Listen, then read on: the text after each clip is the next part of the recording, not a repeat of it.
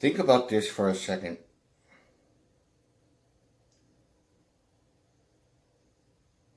Corruption is a very powerful thing. We see it in government. We see it in politics. We see it in law enforcement. We see it in courtrooms. Just think about how powerful corruption is and how it actually works.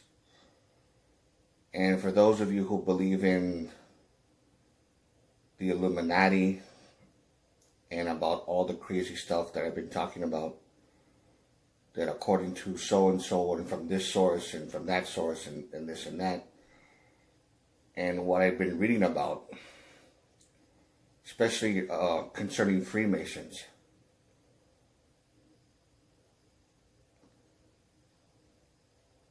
just think about how powerful it is.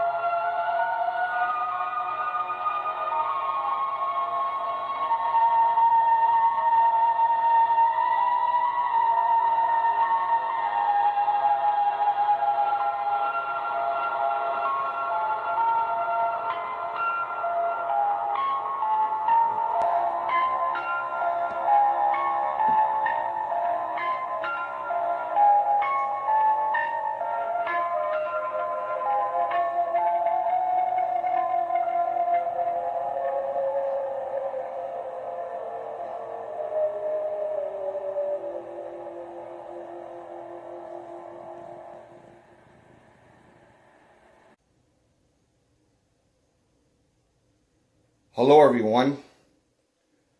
Once again, this is Dare to Speak. I wanted to make this video very, very important, so I'm going to cut to the chase. When it comes to Freemasons, the Illuminati, and everything that I just explained in the beginning of this video, and other videos that I've done, and also about the celebrity conspiracy thing and how it ties in with the corruption of this elite. And when it comes to government, when it comes to how the system works, and why it's so important for us to govern ourselves, extremely important to govern ourselves and to believe strongly in democracy, especially in this time. We need to understand how important it is to defend our democracy, even if it means by any means necessary, within reason, of course.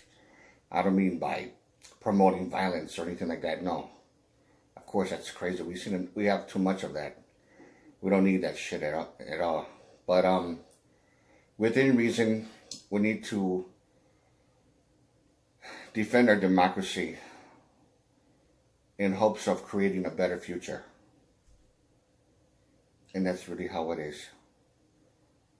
How it should be, actually. What the world should be. And as far as this country itself, here's just a basic idea of how corruption works and how government and the people should be. So this is just an opinion, and it's up to you if you want to believe it or not. So if you like this video, give it a thumbs up. Give it a thumbs up. Questions or comments, you know what to do. And to all of you, take care.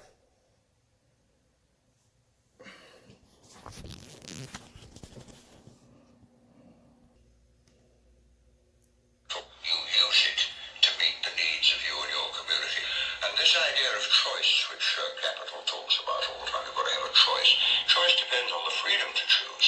And if you're shackled with debt, you don't have a freedom to choose. It seems like it benefits the system if the average working person is shackled with So debt. people in debt become hopeless, and hopeless people don't vote. So they will say everyone should vote. But I think if the poor in Britain or the United States turned out and voted for people who represented their interests, it would be a real democratic revolution. So they don't want it to happen. So keeping people hopeless and pessimistic.